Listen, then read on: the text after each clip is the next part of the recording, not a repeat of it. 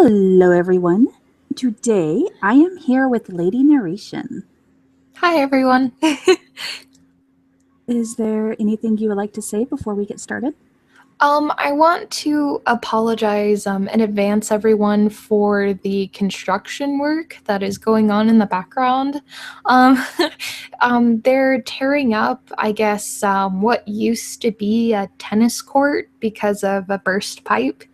Um, so I apologize for like any of the beeping and like stuff like that. Okay.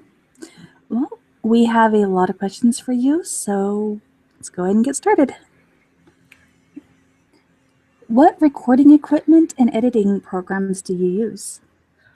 For my microphone, I have a Blue Yeti, which I think is probably, in my opinion, the best microphone that any narrator can use. I also have just kind of like a generic pop filter that I attach to the bass. I just clip it on and hover it over the microphone, so that way, pops and clicks are practically non-existent.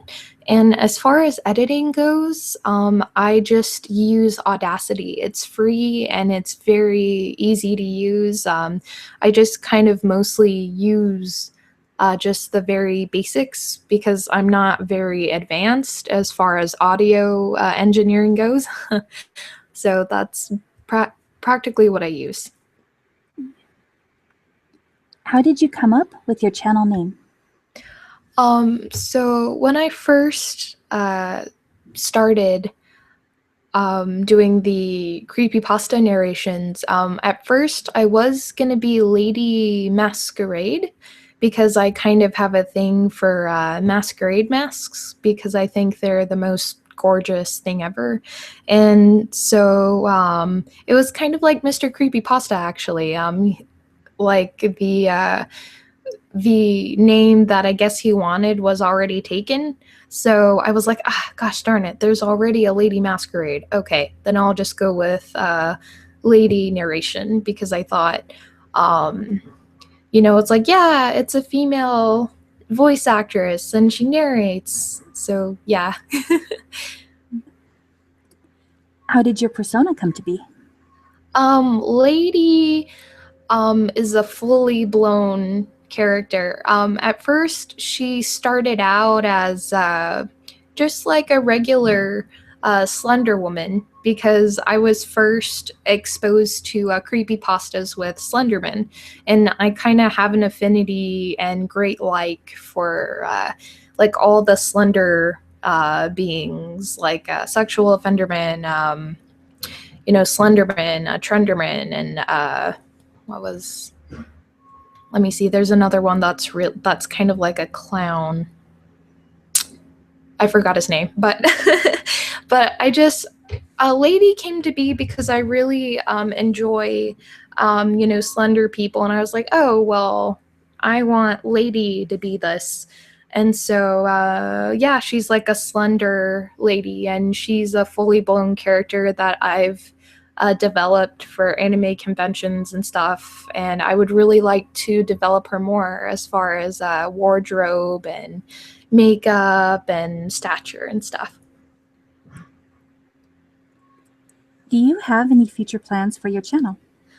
I do. I was thinking about actually maybe doing an overhaul of my Tumblr and maybe making it just kind of like, instead of a LadyNarration Tumblr, it'd be Andrea Rose. So that way it's more personable rather than having Lady take over.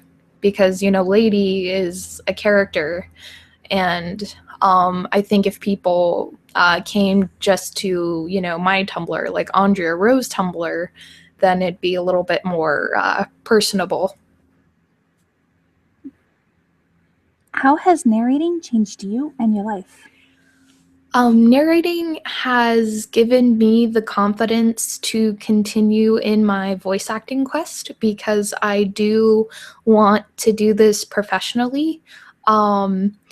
Like, it makes me feel very good when people, give me good comments, and Even if, some of them are bad comments, like I look at it from an artistic standpoint as, well, at least I made you feel something, even if it wasn't like.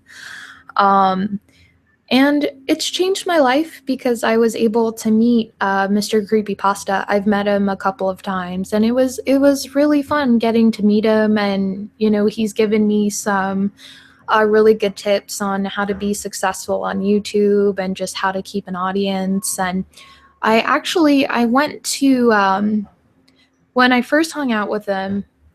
Um, was it the first time or second time?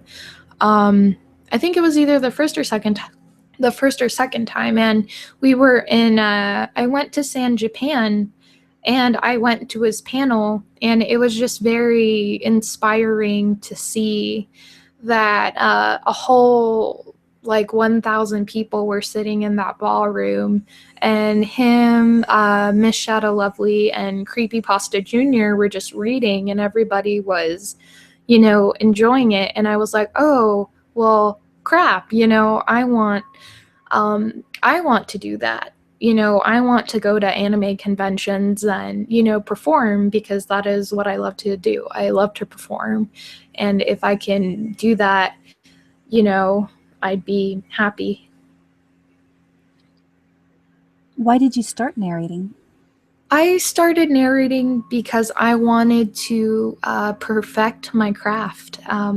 I actually started out on the Voice Actors Alliance website, and I felt like I wasn't good enough, I guess. And then I kind of just stopped doing it for a little while, and then I was like, well, I I listened to oh, excuse me. I listened to Mr. Creepypasta narrate, and then I found a myriad of other narrators, and I was like, well, if they can do it, then so can I. And I got on YouTube as a form of practice as well. What creepypasta do you want to narrate but are having trouble doing so?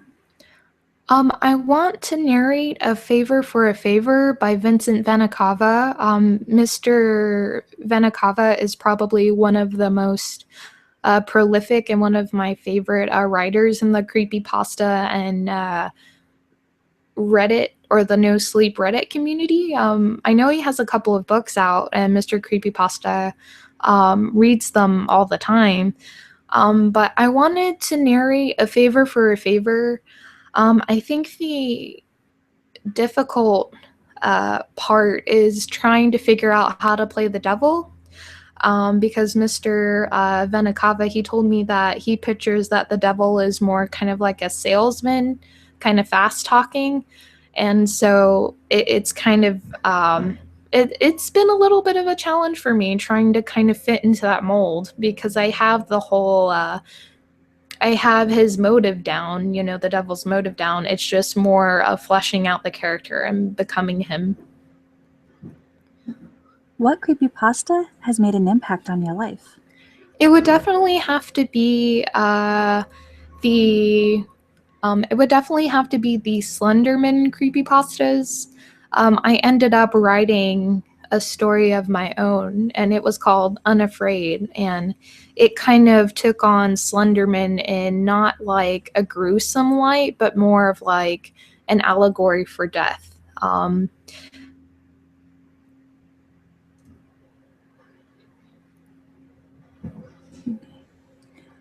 What creepypasta will you not narrate?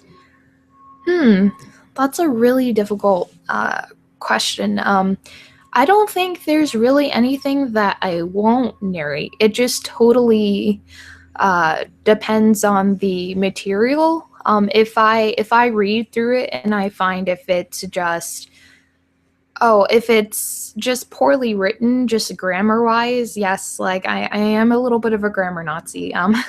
If it's just, poorly written, or if I don't necessarily like the material, then I will give it a pass. But pretty much with any of the material I look for, I will read it. Why did you decide to start narrating The Hunger Games? I decided to narrate The Hunger Games because it's one of my favorite book series next to Harry Potter and Attack on Titan, even though Attack on Titan is more, manga, but I just kind of shove it in there with all the literature. Um, I wanted to narrate The Hunger Games because I wanted to kind of dive into who Katniss was and how she deals with all of these crazy things going on in Panem. And I was like, oh, well, this will be, fun. Like it's, I get to study another character and I can dive into her and bring her to life for my fans. And it's been so much fun so far. Do you plan on narrating all 3 books?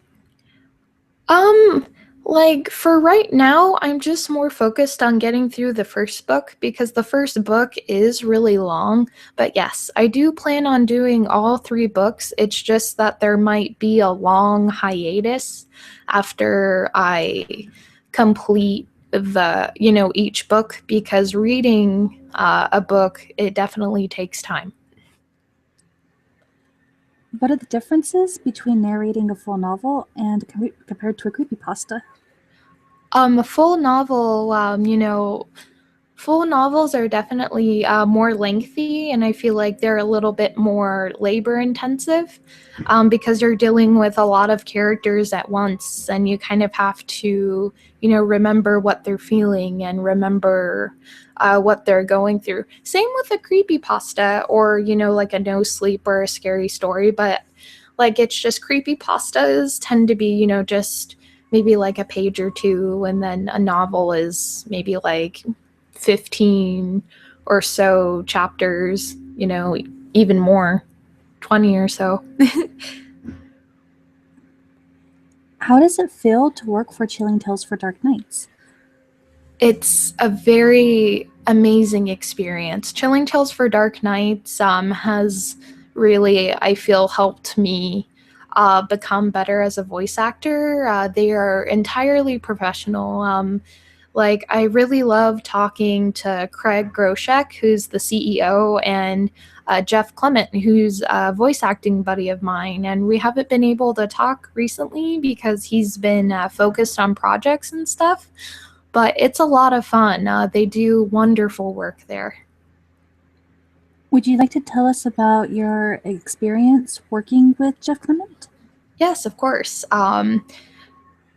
Jeff is very professional, and I feel like he is an amazing voice actor himself. We've had a lot of fun working together. We did a piece called Real Hunger Can't Be Fed. And what we did with that specific piece, we actually called each other on Skype and we would read our lines to each other as if we were in the same room.